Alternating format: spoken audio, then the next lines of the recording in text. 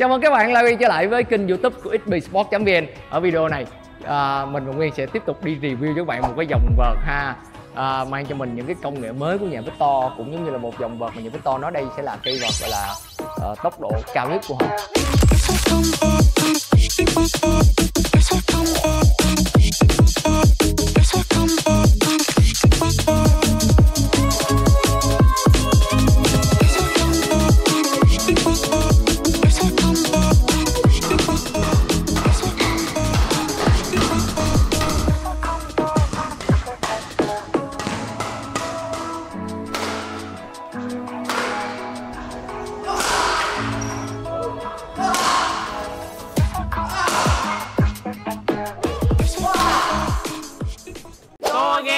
Tặng cước bất kỳ. Hiện tại xbsport đang có chương trình mua vợt Tour Game Lay sẽ được tặng cước bất kỳ. Cước nào cũng được, bao gồm Yonex, Victor, Fiona. Cái nào mắc nhất thì chọn. Nhanh chân đến XP để sở hữu nha.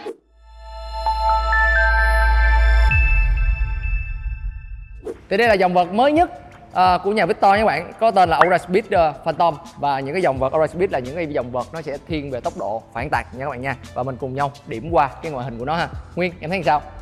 Mà sao Nguyên đeo gì đâu ạ? Đeo đồ chơi mới anh. Này là đồ chơi mới của em, để mốt sau này em review các bạn tiếp tục nữa. Trở lại cái cây này, em thấy màu này kiểu mà nó đẹp anh, nhưng mà giống màu mắm tôm với anh. Mắm tôm hả? Đúng rồi anh.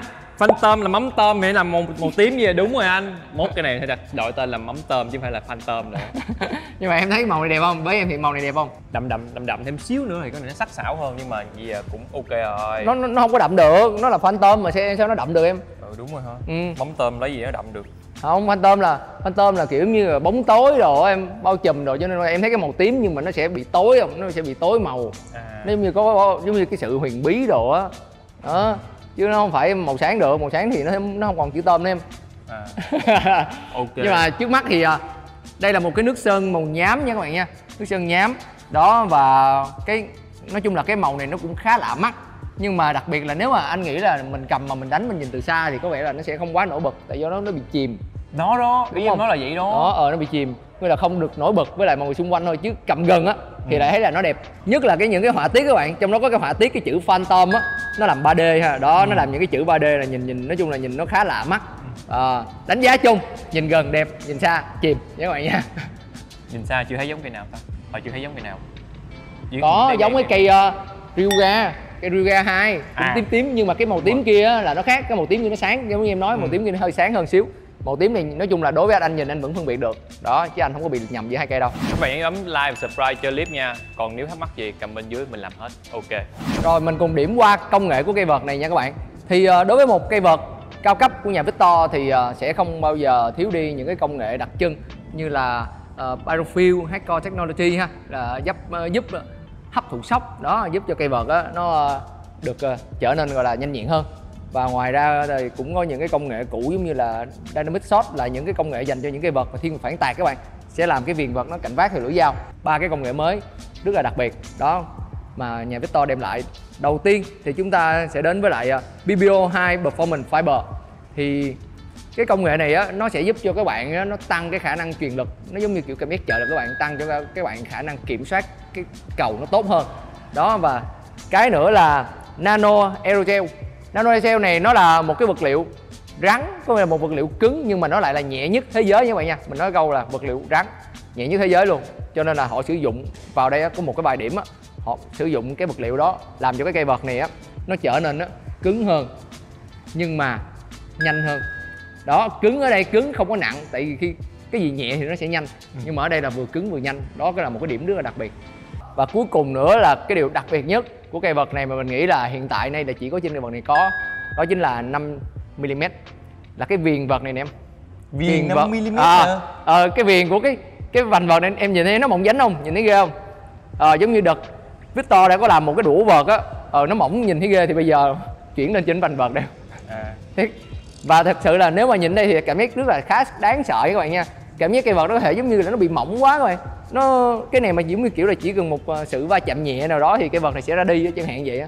Nhưng mà cái đó thì mình chưa thử ha, mình chưa chạm chưa biết. Đó, nhưng mà hiện nay thì nhìn vào em sẽ thấy á, nhưng mà không phải là toàn bộ nha các bạn nha. Chỉ 5.0mm ở những anh thấy hiện nay là hai bên hai bên hông, em thấy không, hai bên hông hỏng mỏng và trên cái đầu vợt thôi, còn lại những cái phần này họ vẫn giữ nguyên như vậy, họ chỉ vát mỏng những cái chỗ này thôi đó, để làm cho cây vợt nó nhanh hơn, vì đây là một cây vợt gọi là họ sẽ cải thiện về tốc độ tốt nhất. Còn về thông số vợt, như thông số vợt mình đo qua thì mình thấy đây là một cây vợt khá nặng đầu các bạn nha, điểm nặng đầu khá cao đó, trên 300.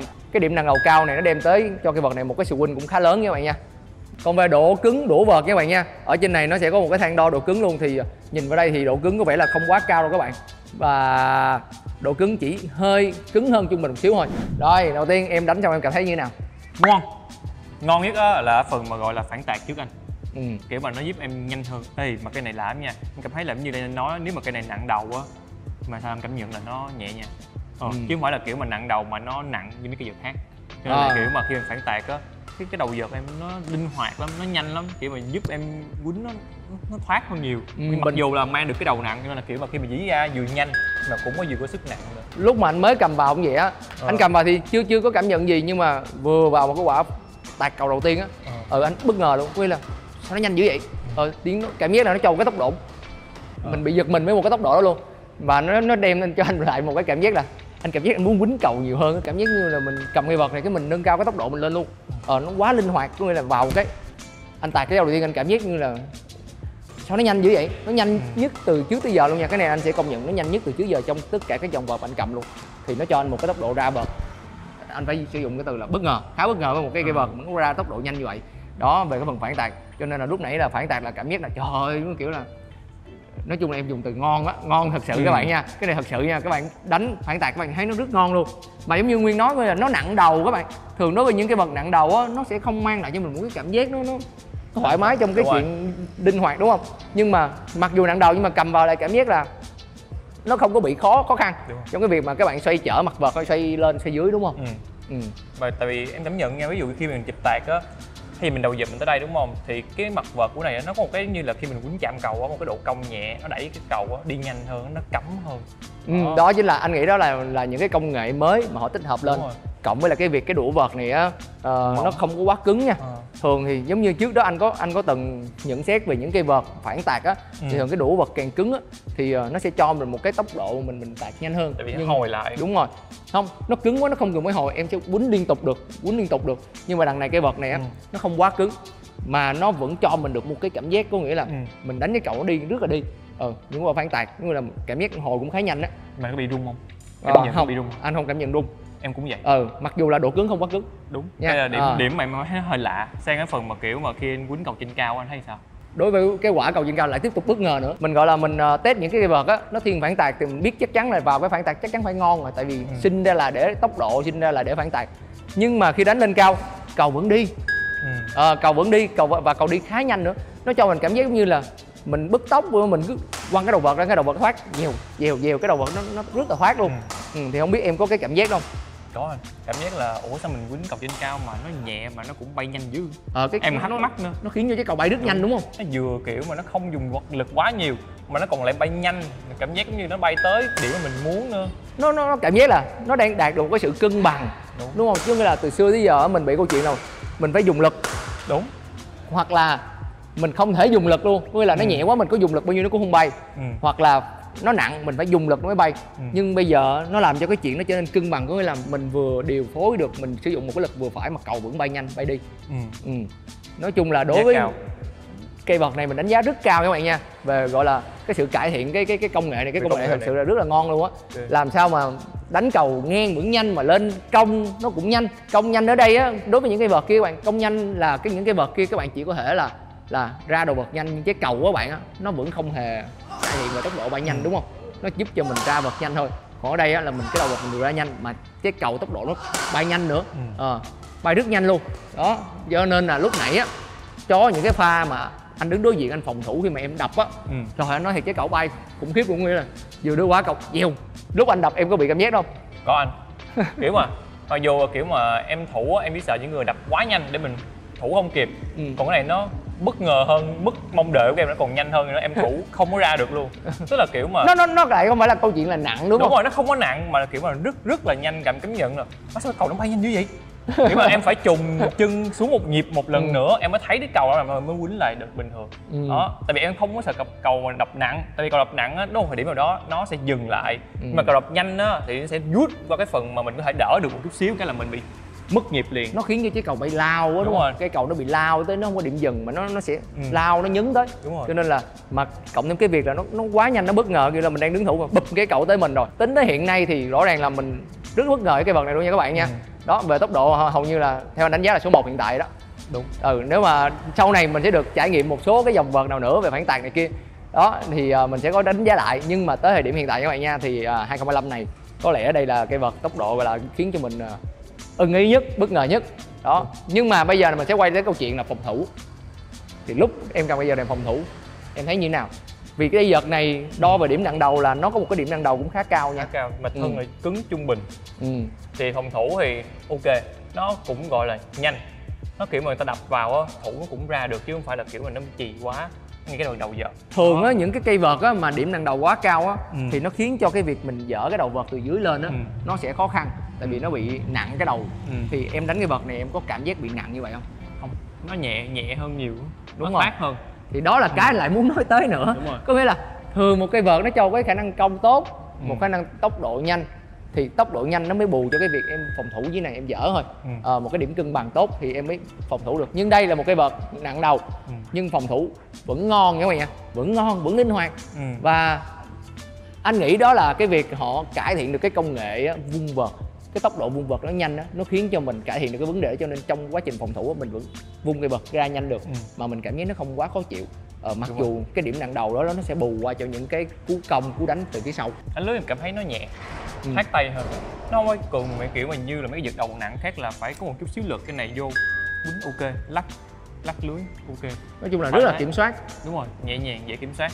Về phần lưới thì do cái vợt này cái vợt hiện tại mình nguyên đang chơi nó là 4U các bạn, cho nên là nó cũng khá là thoải mái trong cái việc control cái lưới. Nói chung là kiểm soát lưới tốt như vậy nha. Về tổng quan luôn á, anh đánh giá lại đây là một cây vợt, anh đánh giá là công thủ toàn diện và thiên về tốc độ. Chính xác.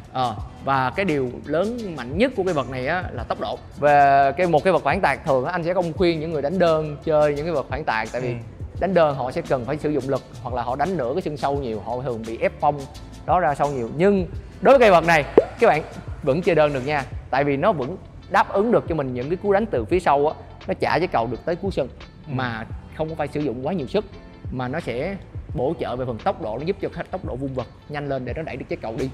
Đó. Và đối với đánh đôi cũng ok luôn các bạn. Đánh đôi thì đã thiên về tốc độ rồi thì nó là chùm luôn. Đó, các bạn cầm nó đánh đôi thì không phải nói nữa. Nó giúp cho các bạn cải thiện được tốc độ khá nhanh mà vừa công được, vừa thủ được, vừa tạt được, vừa mọi thứ được. Đó. Nói chung là chắc là xong buổi hôm nay thì anh sẽ giữ cái vợt này anh chơi luôn chứ anh không bán nữa. Thường thì mình review vợt xong đó các bạn, thì mình thường hay sẽ kiểu như mình cũng sẽ bắt vợt đi, hoặc là để lại những cái vợt review này cho những ai đó cần chơi ha. Nhưng mà có vẻ cái vợt này ngon, chắc là sắp tới cho mình nên chơi cái vợt này. Còn em thì sao Nguyên? Em hả? Nếu mà có tiền cũng mua nữa. Nếu có tiền hả? Đúng rồi. Em không có tiền. Chứ sao anh? Có tiền làm xúc cái này rồi. Vậy em cầm chơi đi. Anh mua cho em hả? Không, em gửi tiền này cho anh. Anh Kỳ mua cái khác, anh mua cái mới hơn. Thôi anh mua đem mượn, Vinh mua đem mượn. Ok. Thì đó là cái cảm nhận của mình và Nguyên về cái dòng vợt của nhà Victor này có tên là Aura Speed Phantom. Đó, hy vọng là qua video clip này sẽ giúp ích được cho các bạn nha. Còn bây giờ thì chào tạm biệt và hẹn gặp lại.